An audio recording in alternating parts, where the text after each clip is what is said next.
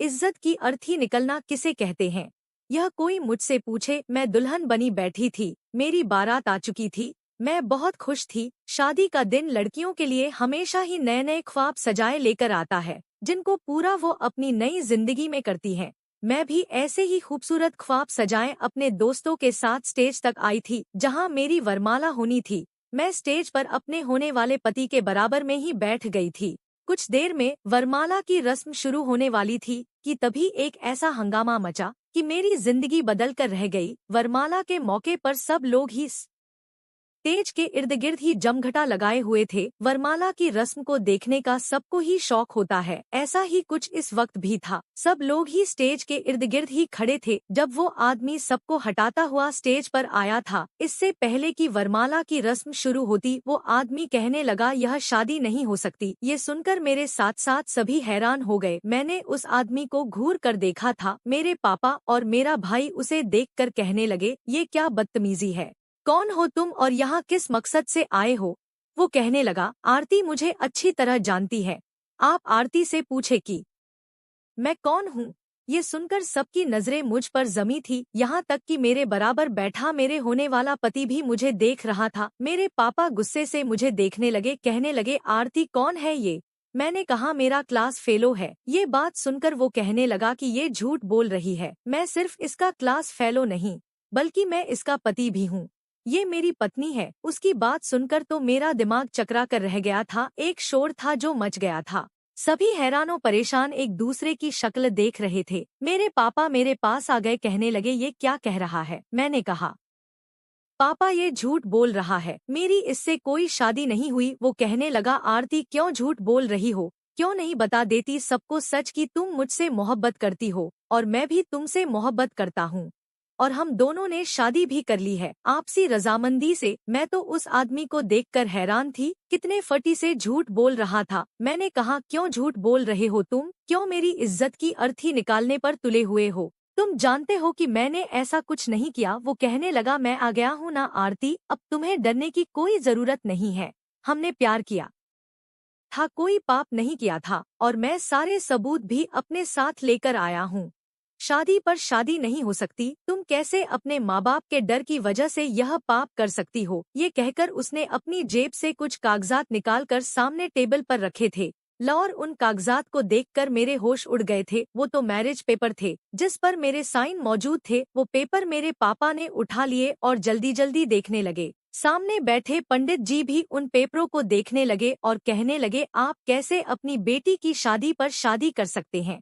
यह लड़की तो पहले से शादीशुदा है। ये सुनना था कि मेरा होने वाला पति मेरे पास से उठकर खड़ा हो गया, कहने लगा, आपने हमें बेइज्जत करने के लिए यहाँ बुलाया था। जब आपकी बेटी खुफिया शादी इस लड़के से कराकर अपना मुंह काला कर चुकी थी, तो दोबारा यहाँ पर मेरे साथ शादी करने के लिए क्यों तैयार हो गई? मेरे पापा तो यूं थे कि काटो तो खून नहीं, कहर भरी आंखों से मुझे देख रहे थे। मेरी आंखों से आंसू बहने लगे। मैंने कहा, नहीं पापा, मैंने इससे शादी नहीं की, ये झूठा है और यह पेपर भी झूठे हैं। वो कहने लगा, पहले इसकी सहेलियों से पूछे, क्या यह मुझे नहीं जानती? क्लास फेलो तो थे ही, लेकिन हमारी मोहब्बत की दस्तान पूरे कॉलेज में मशहूर है। हर वक्त हम साथ साथ रहते थे। इन लड़कियों से भी पूछ ले आप। उसने मेरी कॉलेज की दोस्तों की तरफ इशारा किया जो कि वहीं पर मौजूद थी। उनसे पूछने लगा, कहने लगा, क्या तुम लोग मुझे नहीं जानते कि मैं कौन हूँ?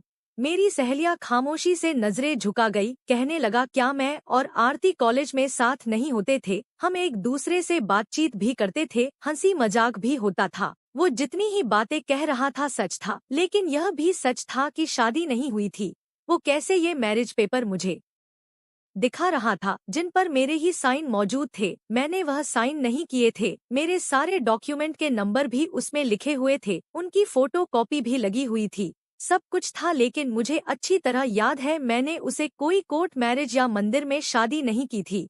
फिर ये कैसे मुमकिन था? मेरे पापा मेरे होने वाले पति और मेरे होने वाले सास ससुर के सामने हाथ जोड़ने लगे, रोने लगे, कहने लगे, मुझे नहीं पता था कि मेरी बेटी मेरी इज्जत की यूं भी धज्जियां उड़ा सकती है। मैं आप लोगों से माफी चाहता हूँ। मैंने कहा, पापा मैं सच कह रही हूँ, ये आदमी झूठ बोल रहा है। मैंने उससे कोई भी शादी नहीं की। लेकिन मेरी सुनता कौन? मैरिज पेपर उसके पास मौजूद थे और उन पर मेरे साइन भी मौजूद थे। पूरे कानूनी कार्यवाही पूरी थी, पर मैं जानती थी मैंने कोई कोर्ट मैरिज नहीं की थी। मेरे पापा ने कहा, क्यों झूठ बोल रही हो?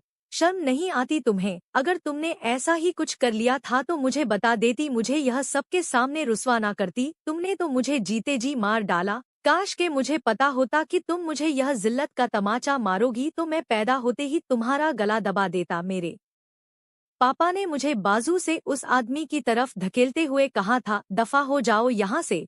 उस आदमी ने पल भर में ही मेरी सारी खुशियाँ गम में बदल दी थी। इससे पहले कि मैं नीचे जमीन पर गिरती उसने मुझे संभाल लिया। मैंने उसे पीछे धकेला था। मैंने कहा, हाथ मत लगाओ मुझे, इतना घटिया और झूठा इल्जाम लगाकर क्यों कर रहे हो तुम? यह सब कुछ है। वो कहने लगा, अब सबको पता चल गया। आस्था, जो होना था वह हो चुका है, बस भी कर दो, चलो मेरे साथ। इससे पहले कि वह मेरा हाथ थामता मैंने अपना हाथ वापस खींच लिया। मैंने कहा, मैं तुम्हारी कुछ नहीं लगती, मैंने ऐसा कुछ नहीं किया। मेरा भगवान जानता है मैं झूठ नहीं बोल रही। मैं अपनी माँ के पास आ गई जो रोए जा रही थी। मैंने कहा, माँ मुझे आपकी कसम है मैंने ऐसा कोई काम नहीं किया। लेकिन उन्होंने मेरे मुंह पर थप्पड़ मार दिया। कहने लगी, दफा हो जाओ यहाँ से, हमारे घर में तुम्हारे लिए कोई जगह नहीं है।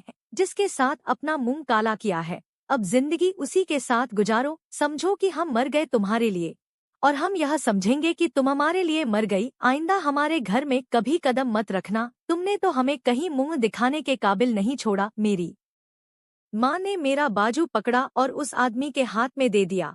कहने लगी, ले जाओ इसे यहाँ से, अब दोबारा कभी पलटकर यहाँ मत आना। वह मेरा हाथ पकड़े सबके सामने मुझे घसीटते हुए हॉल से बाहर लेकर आया था, जहाँ मैंने इज्जत से विदा होकर आकाश के साथ जाना था। मैं वहाँ से जलील होकर निकली थी। मैं लगातार उससे अपना हाथ छुड़ा रही थी, लेकिन उसकी पकड़ बहुत मजबूत थी। बाहर उसकी गाड़ी खड़ी थी। उसने गाड़ी का फ्रंट डोर खोला और मुझे वहां बैठाया, दरवाजे के बड़े जोर से बंद किया और जल्दी से दूसरा दरवाजा खोलकर खुद बैठ गया। इससे पहले कि मैं दरवाजा खोलती उसने मेरा बाजू पकड़ लिया। कहने लगा, क्यों तमाशा बना रही हो? जो होना था वह हो चुका है। तुम्हारे घर वाले अब तुम्हें कभी भी नहीं अपनाएंगे। मैंने कहा, मैं फिर भी तुम्हारे साथ नहीं जाऊंगी। क्यों झूठ बोला तुमने? क्या बिगाड़ा था मैंने तुम्हारा? कब की थी मैंने तुमसे शादी? वो कहने लगा, घर चलो, सब कुछ याद आ जाएगा तुम्हें। तुमने मुझसे शादी भी की थी, साइन भी किए थे, और इस शादी के कई गवाह भी मौजूद है। इस वक्त मैं तुम्हारा पति हूँ। ये कहकर वह गाड़ी चलाने लगा। मैं अपनी गुजरी जिंदगी के बारे में सोचने लगी थी। मेरा उससे ऐसा कोई संबंध था ही नहीं। मुझे कुछ भी याद नहीं आ रहा था, सिवाय इसके कि उसने एक बार मुझे प्रपोज किया था, और इस बात को भी 1 साल बीत गया था। उसने मुझे एक बार कहा था कि वह मुझे पसंद करता है, मुझसे शादी करना चाहता है। तब आकाश का रिश्ता मेरे लिए आया था, जिसे मेरे माँ बाप ने मंजूर भी कर लिया था। मैंने दक्ष से कहा था कि मैंने कभी भी तुम्हें इस नज़र से नहीं देखा, और ना ही मैं तुमसे शादी करना चाहती हूँ। मेरा रिश्ता तय हो चुका है। ये सुनकर उस वक्त वह बहुत उदास हुआ था। कहने लगा, मैं तुम्हें बहुत चाहता हूँ, तुम इस रिश्ते से इनकार कर दो। मुझ में ऐसी कोई भी कमी नहीं है। मेरे पास पैसा है, अपने माँ बाप का इकलौता बेटा हूँ, जो चीज चाहे खरीद सकता हूँ।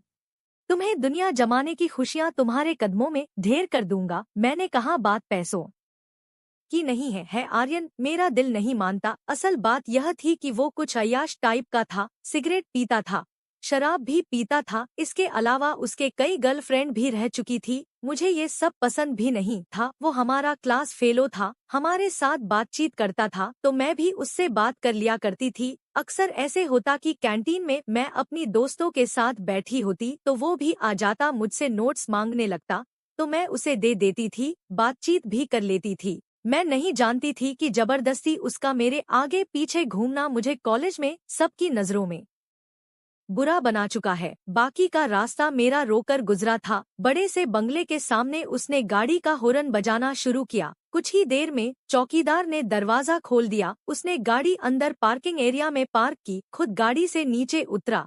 मैं अब भी बेजान बैठी थी। मेरा फ्रंट डोर खोलकर कहने लगा, बाहर आओ आरती। मैंने उसे शिकवा भरी नजरों से देखा था, अपने आंसू पोंछे और बाहर निकल आई। मुझे दुल्हन के रूप में देखकर उसका चौकीदार हैरत से मुझे तो कभी आर्यन को देख रहा था। वो मेरा हाथ थामे बंगले के अंदरूनी तरफ ले जाकर लॉन्च का दरवाजा खोलकर घर में दाखिल हुआ। घर में नौकरों के अलावा और कोई भी नहीं था। उसकी माँ जिंदा नहीं थी और उसके पापा ज्यादातर दूसरे देश में रहते थे। उन्होंने वही शादी कर रखी थी। वो घर में अपनी नौकरों के साथ ही रहता था। वो मुझे अपने कमरे में ले गया, जिसका दरवाजा खोलते ही मेरे होश उड़े थे। उसके कमरे की दीवारों पर बड़ी बड़ी मेरी तस्वीर लगी हुई थी। ना जाने उसने कब खींची थी। कहीं मैं हंस रही थी, कहीं मुस्कुरा रही थी, कहीं अपने बालों की लट को अपनी उंगली में घुमा रही थी।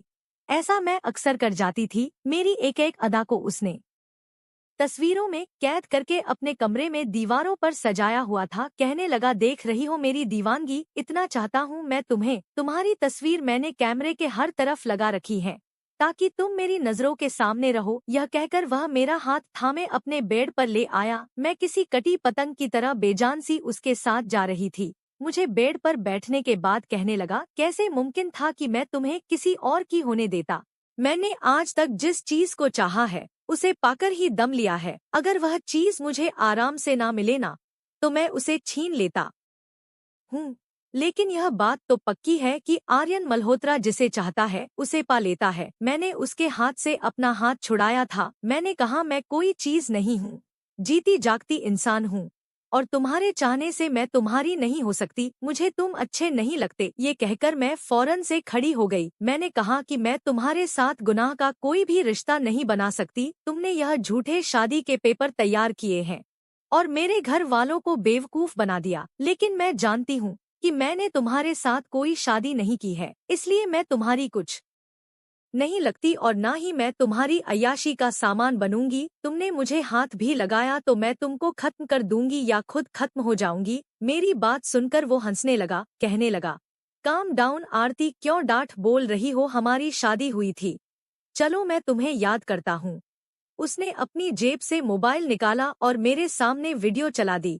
जैसे जैसे वो वीडियो चल रही थी, मेरी रंगत सफेद पड़ती जा रही थी, जिसमें मैं दुल्हन का जोड़ा पहने आर्यन के साथ 7 फेरे ले रही थी और मैरिज पेपर पर साइन भी कर रही थी। ये देखकर मेरा दिमाग चकराकर रह गया था। जो कुछ भी वह मुझे दिखा रहा था वो तो हमारे कॉलेज में होने वाला एक नाटक था, एक ड्रामा था और जिसकी मैं और आर्यन मेन कैरेक्टर थे। उस नाटक के अनुसार हमारी शादी होनी थी और हमें मैरिज पेपर पर साइन भी करने थे। मैंने कहा, ये तो एक नाटक था। कहने लगा, तुम्हारे लिए होगा, मेरे लिए तो यह एक शादी थी। कहने लगा, देखो तो सही, कैसा हसीन इत्तेफाक था कि इस ड्रामे में तुम्हारा नाम आरती ही था और तुमने साइन भी आरती के नाम से किए थे। मैंने उन्हीं पेपर्स में असली मैरिज के पेपर भी रख दिए थे और वहाँ पर जिस पंडित ने शादी के मंत्र बोले थे वो भी असली थे, जिसे मैं ही अरेंज करके लाया था। लसारी कार्यवाही जायज और असली हुई थी। तुम्हारे लिए यह नाटक था और मेरे लिए यह एक पवित्र शादी का बंधन था। तुमने मुझे स्वीकार किया था,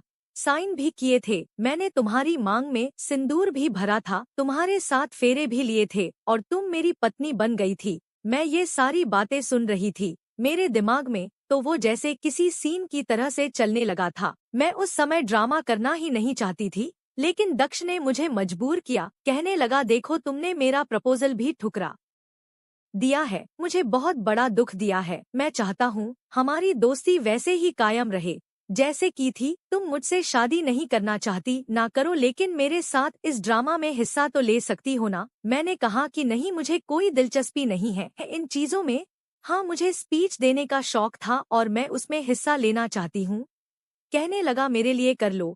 देखो, मैंने पहले कभी तुम्हें किसी चीज के लिए फोर्स नहीं किया। तुमने मेरा प्रपोजल भी ठुकरा दिया, मैंने उस पर भी कुछ नहीं कहा।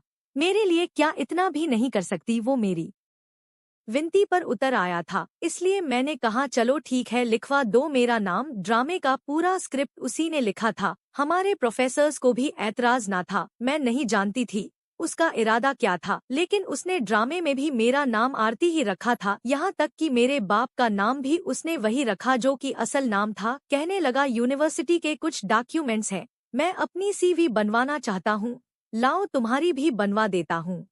मैंने कहा, मैं खुद बना लूंगी।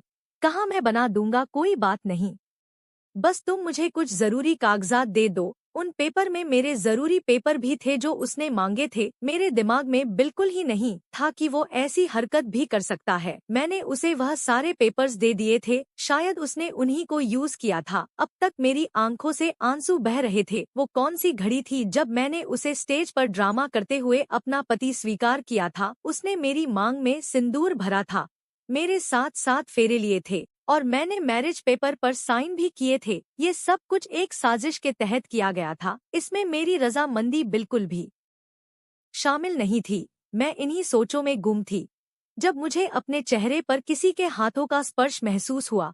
वह मेरे आंसू पोंछने लगा। मैं फौरन से पीछे हुई।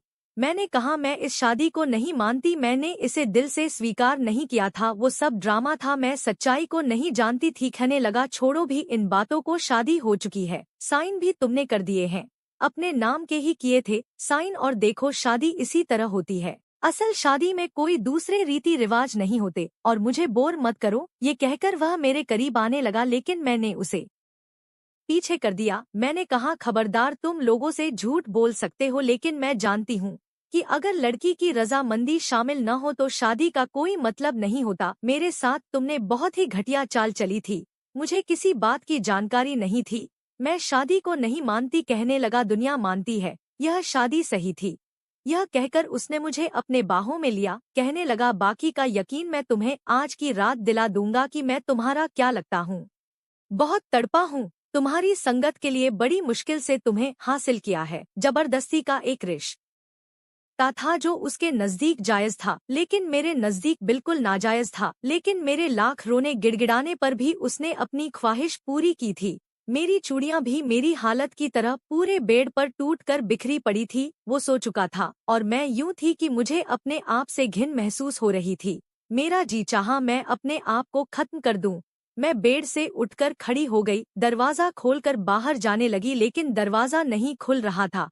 शायद लॉक था। मैं भागना चाहती थी, लेकिन दरवाजा खुलने का नाम नहीं ले रहा था। मैं कमरे में इधर उधर निगाह दौड़ाई कि कहीं मुझे कोई खिड़की नजर आ जाए तो मैं वहीं से कूद जाऊं।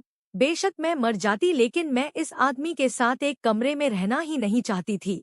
खिड़की मौजूद थी, लेकिन उसके ऊपर लोहे का जंगला लगा हुआ था। मैं चाहकर भी वहां से बाहर निकल नहीं सकती थी।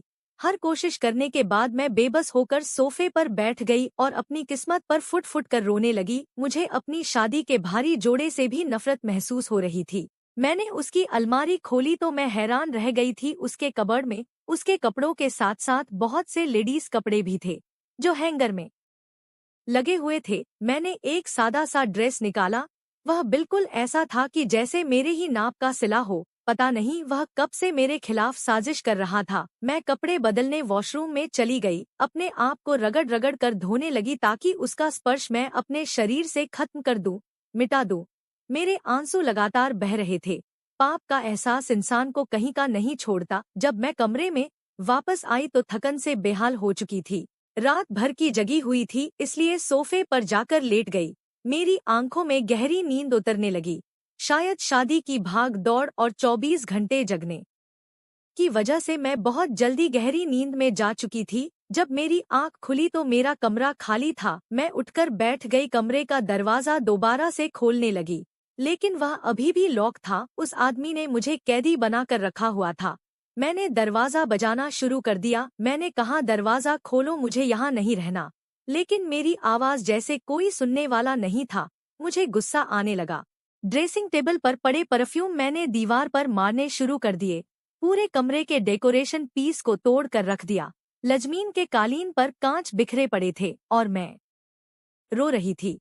जब कमरे का दरवाजा खुला तो मेरा पति मेरी बिखरी हालत देखकर मुझे गुस्से से देखने लगा।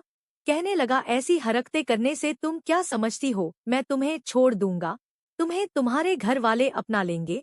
जो हो चुका है उसे स्वीकार कर लो, तुम्हारे लिए यही भलाई है। यह कहने के बाद उसने नौकर से कहा कि कमरे की सफाई करो। नौकर कमरे में कांच उठने लगा। मैं गुमसुम बैठी रही थी। 2 दिन से मैंने कुछ खाया पिया नहीं था। पानी का घूंट भी मेरे गले के नीचे नहीं उतरा था, इसलिए मैं बहुत कमजोरी महसूस कर रही थी। मैं इस कदर कमजोर हो चुकी थी, चक्कर खाकर वहीं सोफे पर ढेर हो गई थी। जब मुझे होश आया तो एक नर्स मुझे ड्रिप लग रही थी। वो मुझे ड्रिप लगाकर चली गई थी। मैं चाहती थी कि मैं मर जाऊं, इस जिंदगी को खत्म कर दूं। मैं क्यों इस आदमी की ख्वाहिश के अनुसार अपनी जिंदगी को जीऊं? मैंने कहा मुझे बदनाम करके, मेरे माँ बाप को तकलीफ देकर, उनके सामने मुझे झूठा साबित करके अपनाया था। मुझे बदनाम करके रख दिया था, सिर्फ अपनी ख्वाहिश के खातिर। लेकिन इंसान कब तक भूखा रह सकता है? मैंने उसे आदमी से बातचीत बंद कर दी थी, बल्कि बोलना ही छोड़ दिया था। 1 महीना गुजर गया था। मैं उसी कमरे में कैद थी। एक बार वह कमरे में आया, कहने लगा, अगर तुम अपनी जिद छोड़ दो तो मैं तुम पर से सारी पाबंदियां हटा दूंगा, लेकिन उसके लिए तुम्हें मुझसे वादा करना पड़ेगा कि तुम कभी भी मुझे छोड़कर भागोगी नहीं। तुम्हें अंदाजा नहीं है कि मैं तुमसे कितनी मोहब्बत करता हूँ। मोहब्बत तो छोटा शब्द है, शायद तुमसे मुझे इश्क हो गया है। अगर तुम भी मेरी मोहब्बत का जवाब मोहब्बत से दो तो मैं तुम्हें आजाद कर दूंगा। मैं चाहता हूँ कि मेरी मोहब्बत का जवाब तुम भी मोहब्बत से दो। तुम मुझसे लड़ती हो, मुझे अपने करीब नहीं आने देती। मैं जबरदस्ती कर करके थक चुका हूँ। एक नॉर्मल जिंदगी जीना चाहता हूँ तुम्हारे साथ। मैंने उसे कोई जवाब नहीं दिया था। मेरे दिल में उसके लिए सिर्फ एक जज्बा था, और वह था नफरत का। जब मैंने कुछ भी नहीं कहा तो वह कहने लगा, चलो ठीक है, मुझे माफ कर दो। मैं मानता हूँ मेरा तरीका गलत था, लेकिन मैंने सच में तुमसे मोहब्बत की थी। वह मेरे सामने हाथ जोड़ने लगा, लेकिन मैंने उसकी तरफ देखा तक नहीं था। वो मेरी विनती करता रहा, हाथ जोड़कर मुझसे माफिया मांगता रहा, लेकिन ना तो मैंने उसकी तरफ देखा, ना ही कोई शब्द अपने मुंह से कहा था। एक चुप थी जो मैंने साध ली थी, और मेरी वह चुप उसे बर्दाश्त नहीं हो रही थी। वह मेरे पास आता था तो मैं नजर भी नहीं उठाती थी। मुझे अपनी जिंदगी से नफरत हो गई थी। अब मुझसे कहने लगा था कि मैं उससे मोहब्बत करूं, उसकी मोहब्बत का जवाब मोहब्बत से दूं, उसकी तरफ देखूं, उससे बातें किया करूं। लेकिन मैं चुप थी, उसे कुछ भी नहीं कहती थी। वक्त गुजरने लगा था। मुझे यहाँ रहते हुए 4 महीने का समय गुजर गया था। कई बार वह मेरी विनती कर करके थक चुका था। कहता, अगर तुम्हें लगता है कि तुम्हारी नजरों में यह शादी नहीं है तो मैं दोबारा तुमसे शादी करने के लिए तैयार हूँ। बस तुम मुझे दिल से स्वीकार कर लो, लेकिन चुप मत रहा करो। ऐसा करो, मुझसे लड़ लो, मुझे बुरा भला कह लो, लेकिन यह चुप अपने होठों से हटा दो। तुम्हारी चुप मुझे बेचैन करने लगी है। लेकिन मैं उसके किसी सवाल का जवाब नहीं देती थी। मैं यह जाहिर करती जैसे कि वह कमरे में है ही नहीं, उसे देखती तक नहीं थी। अब तो वो कमरे का दरवाजा लॉक भी नहीं करता था। कई बार दरवाजा यूं ही खुला छोड़ जाता। लेकिन अब मुझे बाहर जाने से डर महसूस होने लगा था। मैं दुनिया का सामना करना ही नहीं चाहती थी। अब रात को जब वह कमरे में आता तो मैं चुपचाप बैठी उसे देखती रहती, फिर अपनी बेड की साइड पर लेट जाती कि उसकी जो मर्जी हो मेरे साथ कर ले। अब मैं उसे मना नहीं करूंगी। मेरी इस हरकत पर वह मुझसे अब नजरें चुरा जाता था। मुझसे पूछता कि तुमने कुछ ठीक से खाया या नहीं, तुम्हें किसी चीज की जरूरत हो तो मुझे बताओ। लेकिन मेरी चुप वैसी की वैसी ही थी। अब वो बहुत ज्यादा सिगरेट पीने लगा था। रात भर सिगरेट पीता रहता था, कभी शराब पीने लगता। जब उसे गुस्सा आता तो मुझ पर चिल्लाने लगता, कहने लगता, मुझे तुम्हारी मोहब्बत चाहिए, मुझसे मोहब्बत करो, कहो कि तुम मुझसे मोहब्बत करती हो। उसका मेरे शरीर पर बस था, लेकिन मुझ पर नहीं, नहीं मेरी जुबान पर और ना ही मेरे दिल पर। जबरदस्ती मेरे शरीर को वह इस्तेमाल कर सकता था, लेकिन मुझसे मोहब्बत करवा नहीं सकता था। उसे क्या लगता कि मैं रोऊंगी, पिटूंगी, उसे बुरा भला कहूंगी और उसके बाद उसकी बेतहाशा मोहब्बत देखकर मैं पिघल जाऊंगी, उसे अपना लूंगी, उसके साथ खुशी खुशी जिंदगी की शुरुआत करूंगी। लेकिन ऐसा नहीं होता, और पत्थर की तो मैं भी नहीं थी। उसने मेरे माँ बाप को बदनाम करके रख दिया था, मेरी इज्जत की धज्जियां उड़ा कर रख दी थी। सबके सामने मुझ पर बदनामी का दाग लगाया, जबरदस्ती मुझे अपने साथ ले आया था। एक झूठ के रिश्ते की बुनियाद पर वह मुझ पर अपना हक जमाता था, मेरे साथ रिश्ता भी बनाता था। कैसे मैं उसे माफ कर सकती थी? एक बार वह मेरे करीब आने लगा तो कहने लगा, क्या चाहती हो तुम? मुझे बताओ, जो तुम चाहती हो मैं वैसा हो जाता हूँ। लेकिन मेरे साथ पत्थर बनकर मत रहा करो। मैं तुम्हारे पास आता हूँ तो लगता है जैसे किसी बेजान पत्थर के पास आता हूँ। मुझे तुम्हारी मोहब्बत चाहिए, मुझे तुम्हारी चुप बर्दाश्त नहीं होती। मुझे तुम्हारी चुप ने अंदर ही अंदर मार दिया है। पहली बार मैंने उसकी आंखों में झिलमिलाते हुए आंसू देखे थे। मेरा जी चाहा कि उसकी इस हालत पर हंसू कह कह लगाऊं। वह हर चीज को हासिल कर सकता है, लेकिन मेरे दिल में अपनी मोहब्बत पैदा नहीं कर सका था और ना ही मेरी मोहब्बत को हासिल कर सका था। अब वह पूरी पूरी रात बेचैनी से जागता रहता था और उसे यूं बेचैन और परेशान देखकर मैं सुकून से रहती थी। मुझे बड़े सुकून की नींद आती थी। लेकिन वह अब डिप्रेशन की गोलियां खाने लगा था। उसे मेरी मोहब्बत चाहिए थी। जब उसको नहीं मिली तो अब वह बीमार रहने लगा था। आंखों के नीचे काले गड्ढे पड़ने लगे थे। बेतहाशा सिगरेट पीने लगा था। एक बार मुझसे कहने लगा, मैं तंग आ गया हूँ इस जिंदगी से। मुझे बताओ क्या चाहती हो तुम? या तो मेरे साथ मोहब्बत वाला रवैया रखो या फिर मुझसे तलाक ले लो। मैं तुम्हें तलाक भी दे देता हूँ।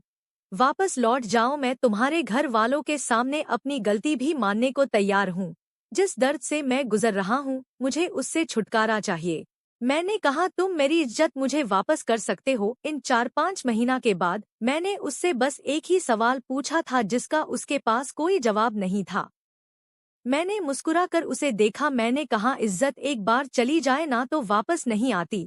तुम्हें लगा तुम मुझे जबरदस्ती हासिल करोगे, मुझ पर अपनी मोहब्बत निछावर करोगे और मेरे दिल में अपनी मोहब्बत पैदा कर लोगे।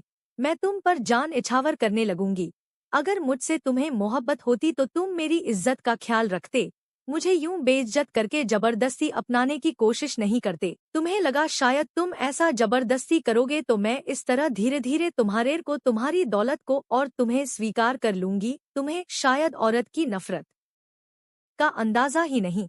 मेरे दिल में तुम्हारे लिए सिर्फ एक जज्बा है और वह है नफरत का। उसका रोना गिड़गिड़ाना मुझ पर बेअसर था। कहने लगा, मुझे समझ आ गया है, औरत को उसकी मर्जी के बिना हासिल करना आसान नहीं है। मैंने कहा, अगर तुम चाहते हो कि मेरी तकलीफ थोड़ी सी कम हो जाए तो मेरे साथ दोबारा शादी कर लो, क्योंकि मैं रोज रोज तुम्हारे साथ पाप नहीं कर सकती थी। भले ही उसकी नजर में वह शादी थी, लेकिन मैं इस शादी को नहीं मानती थी। जब भी वह मेरे करीब आता तो मुझे ऐसा लगता है कि एक गैर मर्द मेरे करीब आता है। उसने मेरे कहने पर खुशी खुशी मुझसे दोबारा शादी भी कर ली थी, इस उम्मीद पर कि शायद मेरे दिल में उसकी मोहब्बत पर पनपने लगे, लेकिन ऐसा नहीं हुआ था। अब तो उसने मेरे करीब ही आना छोड़ दिया था।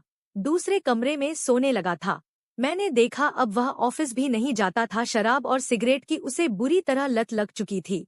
वह अपनी जिंदगी को धीरे धीरे खत्म कर रहा था। मेरी नफरत उसे चैन से जीने नहीं दे रही थी। एक दिन जब दरवाजे पर दस्तक हुई, मैंने दरवाजा खोला तो मैं हैरान रह गई। मैं कुछ बोल ही नहीं पाई थी। मम्मी ने ही आगे बढ़कर मुझे बाहों में समेटा था। कहने लगी, मेरी बच्ची, हमें माफ कर दे। हमने तेरे साथ बहुत बड़ा जुल्म किया है। मैंने देखा पीछे आर्यन भी खड़ा था, जो शर्मिंदा शर्मिंदा सा नजरें झुकाए हुए था। मम्मी पापा अंदर आ गए और बताने लगे कि आर्यन हमारे पास आया था और उसने हमें सारी हकीकत बता दी है कि जो कुछ हुआ उसमें तुम्हारा कोई दोष नहीं था। उसने तुम्हारे साथ धोखे से शादी की थी। गलती हमारी थी जो हम ही अपने खून पर भरोसा नहीं कर पाए। मेरे माँ बाप मुझसे माफी मांग रहे थे। मेरे माँ बाप की नजरों में मेरी इज्जत बहाल हो चुकी थी। पहली बार आर्यन ने कुछ ऐसा काम किया था कि उसके लिए मेरे दिल में नरम गोसा पनपने लगा था। मम्मी पापा मुझे घर आने कहकर वापस ले गए थे। अगले दिन मैं और आर्यन अपनी मायके भी गई थी। मम्मी पापा ने मुझे हाथों हाथ लिया था।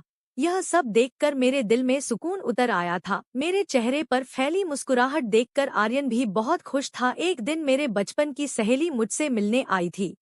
इधर उधर की बातें करने के बाद उसने मेरे और आर्यन के रिश्ते के बारे में पूछा था। उसे भी पता था कि मेरी शादी किन हालातों में हुई थी। मैंने उसे सारी बात बता दी, कुछ भी नहीं छुपाया था। रीमा मुझे समझाने लगी, देख आरती, जो हुआ अच्छा नहीं हुआ, लेकिन यह भी सच है कि अब आर्यन ही तेरा पति है और फिर उसने तेरे कहने के अनुसार तुझसे दोबारा शादी भी कर ली है। मुझे लगता है अब तुझे उसे माफ कर देना चाहिए और वो इस बात का हकदार भी है, क्योंकि उसने अपनी गलती मानकर तेरे माँ बाप को सच्चाई बताई है और तेरी इज्जत तुझे वापस दिलाई है। इन 6 महीने में जितनी तकलीफ आर्यन सह चुका है वह कम नहीं है उसके लिए। अगर वह ऐसे ही खुद को सजा देता रहा तो वो दिन दूर नहीं कि वह अपनी जिंदगी बहुत जल्दी खत्म कर लेगा। रीमा की बात सुनकर मुझे पहली बार एहसास हुआ था कि आर्यन मेरे रवैये की वजह से धीरे धीरे मौत की तरफ जा रहा था। और उस दिन पहली बार मैंने आर्यन के लिए खुद को सजाया था, उसके पसंद का खाना भी बनाया था। और जब वो शाम को घर लौटा तो मुझे देखकर आंखें झपकाना भूल गया था। खाने की टेबल पर पहली बार मैंने और दक्ष ने एक साथ खाना खाया था। वो बहुत खुश था। यह सब करके पता नहीं क्यों मेरे दिल को भी सुकून मिला था। हालांकि मैं तो आर्यन से नफरत करती थी, फिर उसे खुश देखकर मेरे दिल को सुकून क्यों हो रहा था। और जब वह सोने के लिए अपने कमरे में जाने लगा तो मैंने कहा, आर्यन पति पत्नी एक ही कमरे में सोते हैं, अलग अलग कमरों में नहीं। मेरे मुंह से यह सुनना था कि आर्यन खुशी से उछल पड़ा था और उसने मुझे बाहों में भर लिया था। कहने लगा, आरती तुम नहीं जानती तुमने मुझे माफ करके मुझ पर कितना बड़ा एहसान किया है। देखना मैं तुम्हारी झोली खुशियों से भर दूंगा, तुम्हें कभी कोई गम नहीं आने दूंगा। मैं भी इतने महीनों की तकलीफ सह सहकर थक चुकी थी। मैंने भी सुकून से आर्यन के कंधे पर कर टिका दिया था। मैं भी अब अपनी जिंदगी में खुशियां चाहती थी। दोस्तों, आप लोग कमेंट बॉक्स में बताना, आर्यन को माफ करके उसे स्वीकार करके मैंने सही किया या गलत।